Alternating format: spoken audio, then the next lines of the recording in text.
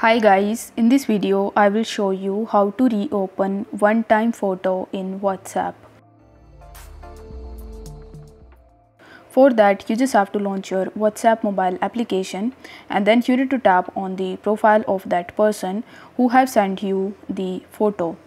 Now over here, once you have already tapped on that photo and once you have opened it, unfortunately if you tap on it again, you will not be able to open it and the opened button will be written over here. Now in order to reopen it, you will have to come back and on the home page, you need to tap on these three dots in the top right hand corner of the screen. Then you need to tap on settings. In the settings, you are going to see the chats tab. So you need to tap on chats, then scroll down and then tap on chat backup. Over here you need to tap on backup and then it will take some time in order to back up your messages.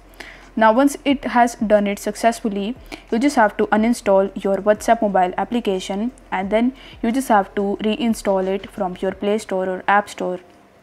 After that you just have to log in into your account again, and the next time when you open the same chat, you will be able to see that photograph and it will already backed up in your device. If the video was helpful, then don't forget to like the video and subscribe to the channel. Thank you so much for watching.